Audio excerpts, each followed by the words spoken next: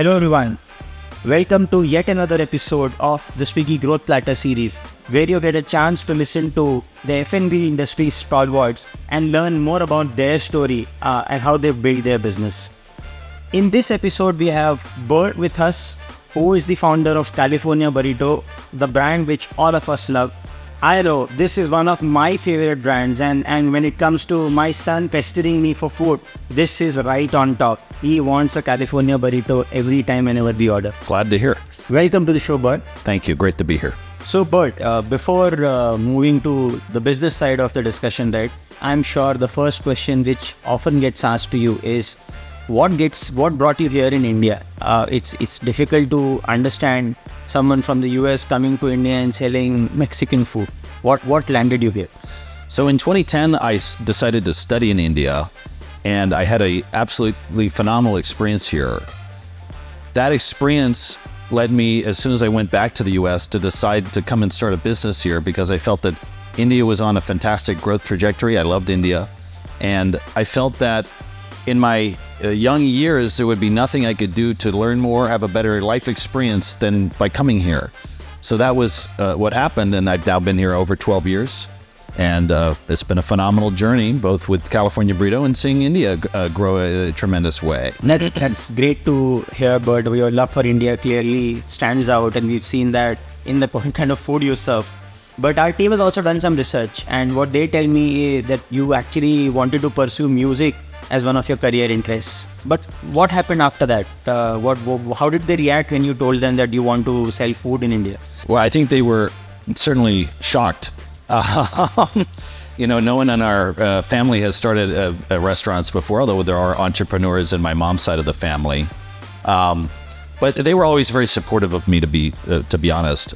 I had a great passion for music. I was doing movie music and TV music. And I think what I felt was, after coming to India, that I didn't want to sit at a computer all day. And doing music is a lot of sitting at a computer all day. And I also felt that I can always come back to music in the future. So maybe when I turn 50, I'll get back into film music. That's a great lead for us. I think in future, when we launch our music series, we know who to catch. The other question I had was, why Bangalore? We also hear that it also has some connection with the Kannada movie star Ambarish. So we just wanted to know more about that. So when we were writing the business plan for California Burrito, we had evaluated multiple cities, but after, I think, doing a considerable amount of research, found that Bangalore was probably the best place that we could start. And as far as Ambarish goes, so when we first came to Bangalore, Ambarish was having his 60th birthday. And everywhere they had put up the posters of him. And I thought, wow, some people really like this guy. So I wound up watching a few of his movies. There was one, Viram Parampare, where it was Ambarish and Kitcha Sudeep. And really thought he was a fantastic movie star, almost like a Clint Eastwood type. So one day we talked to an auto driver, and he said he lives over in JP Nagar. So we drove by, we bought him a bottle of tequila, and we dropped by his house, and he had a great afternoon with him. And he was a fantastic guy, a very friendly guy. And I think, whenever we come to a place that we're not from, I think we should try and learn a bit about the culture of the place. So I think he was trying to immerse in the culture a bit. You told me that you watched a few Kannada movies of Ambarish and Kitcha Sudeep, and I'm sure multiple other stars. One very important question which is in my mind. Kannada gotta, but who? Nanu ಸ್ವಲ್ಪ ಕನ್ನಡ ಭಾಷೆ ಮಾತನಾಡುತ್ತೇನೆ. ಕನ್ನಡ ಒಂದು ಅದ್ಭುತವಾದ ಭಾಷೆ.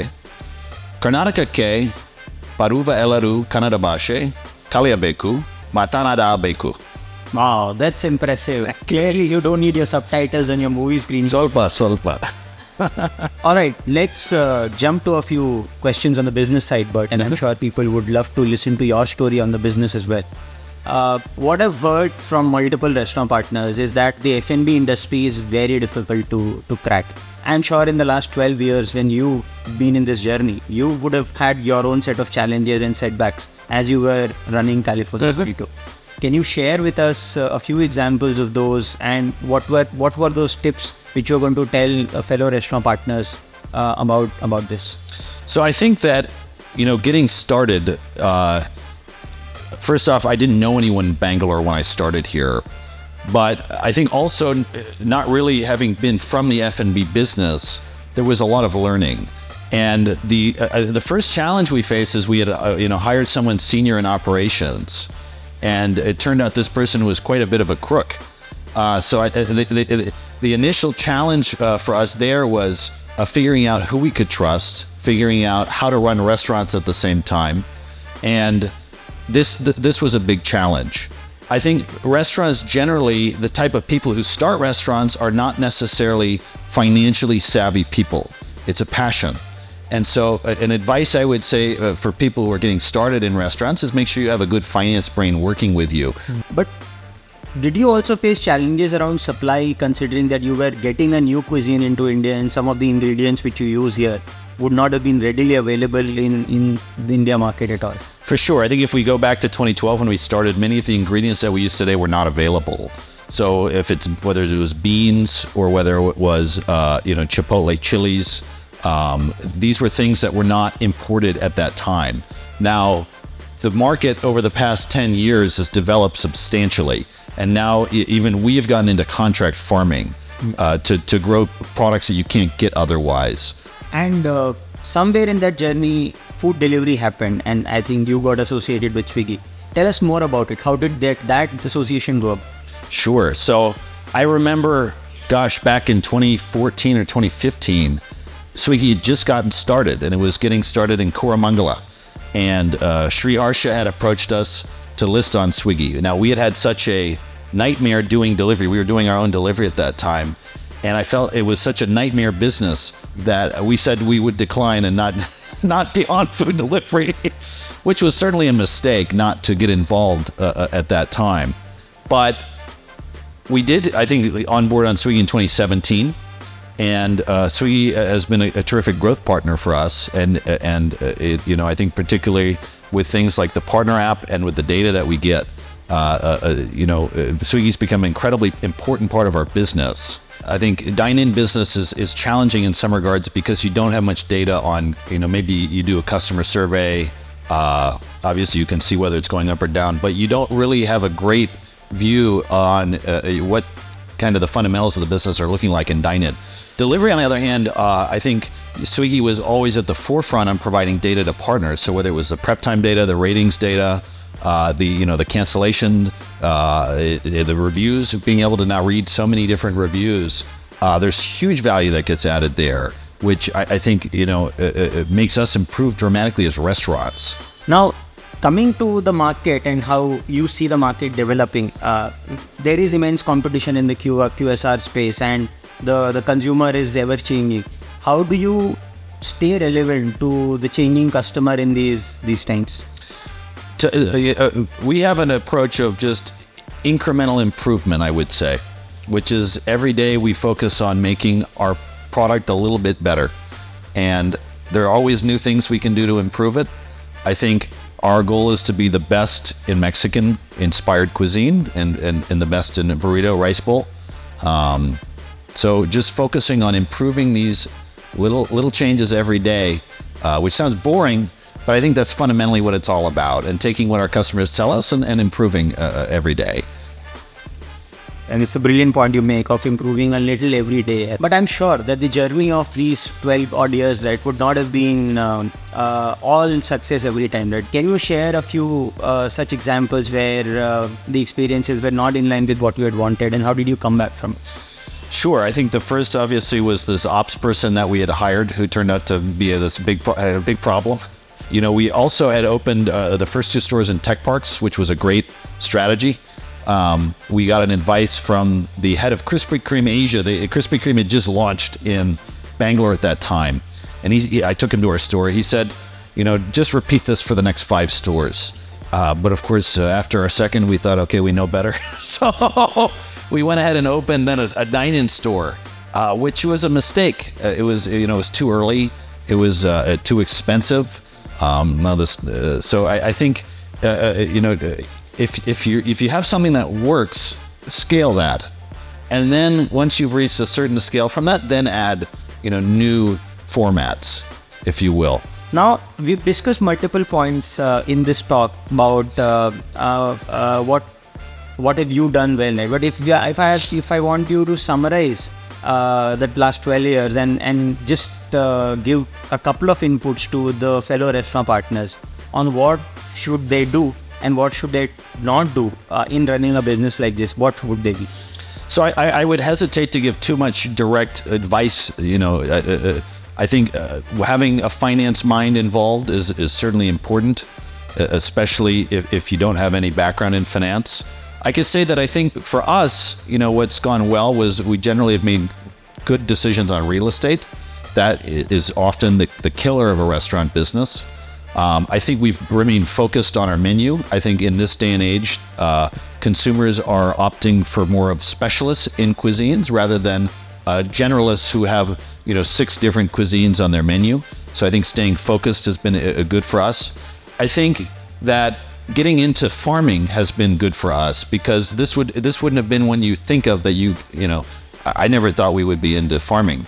But somewhere in 2018, the idea struck me that if we really wanted to be great in this cuisine, we had to improve our ingredients. Oh, that's new, man. I guess very few restaurants would have thought about getting or sourcing ingredients from homegrown channels. That's definitely a path-breaking move. Now comes the most interesting part of the session as a customer. What are your next plans on California Burrito, Bert? What should I hear new from California Burrito as a customer? So I think, in terms of new, we always keep working on new proteins. So we have a new chicken and new tofu that we test that's running right now. We keep experimenting with snacks, and those have rolled out to some, probably 10 stores. But I think at the end of the day, we are not too interested in changing much. It's all about incremental improvement in our core product. And we've also been incredibly conservative on adding new cities. I got what I thought was a great piece of advice from the founder of Shopper Stop. He told me that if you could open 1,000 California burritos in Bangalore, do that first, and then you can go to the next city. So at some point in the near future, we will do a Mumbai or a Pune, but right now our focus is on the 4 cities we're in. Now, if you have to pick between the two, right, what would you pick, music or California Burrito? I think that's clear, California Burrito. I still do music. I have a grand piano in my house. I love playing. My neighbors complain sometimes that I stop playing. Actually, I was surprised they could hear it. But they commented the other day. They said, "You haven't been playing piano in a while. What happened?" I said, "Wow." What has been the single biggest order you've delivered from one of your outlets? I think we did a taco order for 1.2 lakh tacos.